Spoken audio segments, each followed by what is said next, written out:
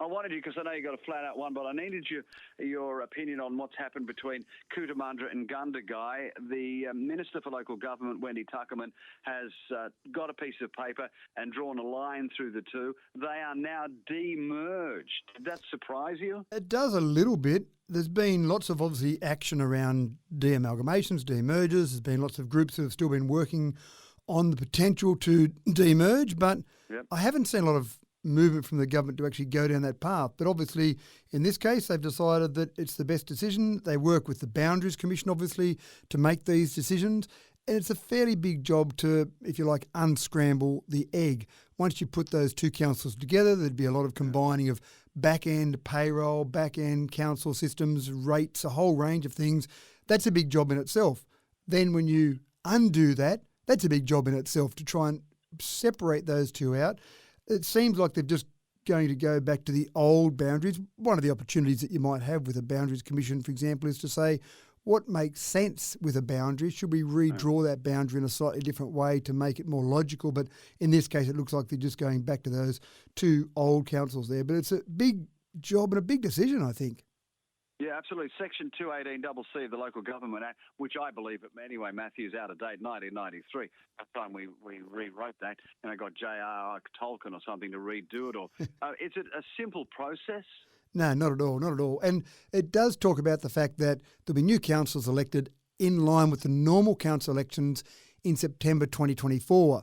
So I don't actually know when this will take effect. In other words, do they say today, that's it, it's all over, those councillors, exit stage left, bring in an administrator, the administrator goes through the amalgamation or de-amalgamation process for each of those two councils, there'd be two administrators obviously, and then September 24 there's a new election, or do they leave those councils in place, leave the current administration in place and start that de-amalgamation, and then September 24 is when the election for those two groups of councillors and all the subsequent staff are associated there. So I don't know which way they'll go down, but I suspect they'll probably go down the path of administrator.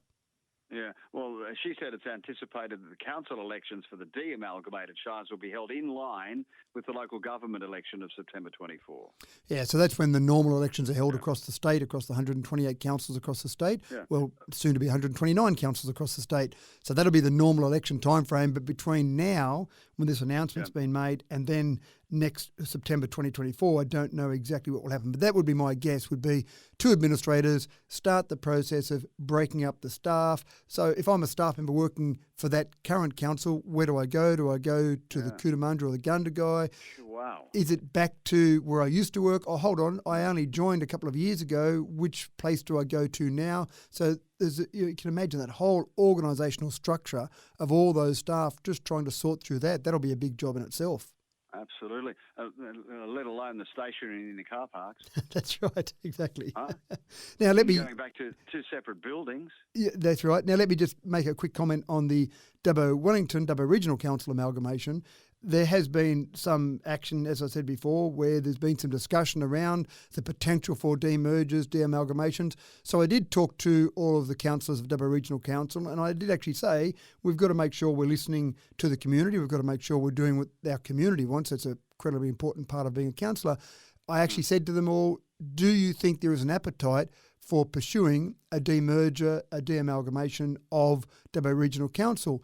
Get a bit of feedback from the community and basically report back to me, do you want me as the mayor to pursue this further and see if there is a way that we can look at demergers, or do you think the community is quite comfortable?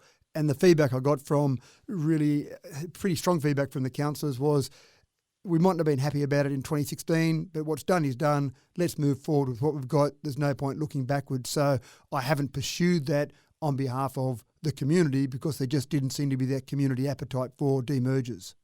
Yeah. Can I ask you whether it will be an election issue? I don't think so. Again, and I'm taking feedback here from the councillors. Sure. The councillors really said that there are a few people out there who would say, yeah, it mightn't be a bad idea, but most people are accepting of the fact and are saying, how can we make it work in the best possible way? Then, Matthew Dickinson, are you confident that all of your councillors are content with the merger? Well, I asked the question of all of them, and all the feedback I got was that let's move forward. It's what's done is done. Again, if you go back and I put my hat back on the 11th of May 2016, the day before the amalgamation was announced, I still was fighting as hard as I could to say don't amalgamate. But again, we're 6 years past that time frame, Richard, so you can't keep looking backwards. It happened. I wasn't happy about it, but I've moved on. And now we've got a new council. Let's do the best we possibly can. So, all right. It'll be interesting to see what plays out with Gundagai and with Cootamundra, to see what bits and pieces they do now and how they separate the trees and the car parks and the stationery and who gets the dog. And this might generate some more community discussion. And again, councils are open to the ideas from the community, because I said that's what we're here for, but there just didn't seem to be the appetite from anyone in the community or anyone from the councils. And I don't really hear much about it from the community now. People maybe a few years ago were saying, we need to undo this, it's terrible. But now I don't really hear too many people mentioning it to me at all. They're more worried about potholes in their roads. Yeah, that's to a point too. 17 past 8 on 2 Breakfast with the Mayor, Matthew Dickinson. I want to ask you this too. This has just landed this morning. Wendy Tuckerman, the Minister for Local Government, is saying that investigators from the Office of Local Government are going to be conducting spot checks of written returns of interests of councillors. She's interested to make sure that the councillors declare their interests, any property they own or interests they have in companies, or whether they're property developer or associate of a property developer. I don't know what's prompted this, but she said it's time that we were all transparent. Are we going to hear the sound of shredding machines? Well, the interests, so as a councillor, every councillor has to declare their interests each year. So on that interest form, and they're public forms, anyone can go and look at those forms. You've got things, as mentioned there, what properties you might own, what companies you might be associated with, a whole range of things, so that anyone can look at the way a councillor votes in a particular meeting, and then they can go and look at their interest form and they can say, hold on, they just voted to build a new factory at that particular location, and that would benefit their business or where they live, or they can draw any lines there that might be obviously some sort of self-benefit. Now, keep in mind, Richard, you've got 128 councils across the state. You've got 10, 12, 13 councillors on those councils. So you've got 1,300, maybe 1,500 councillors.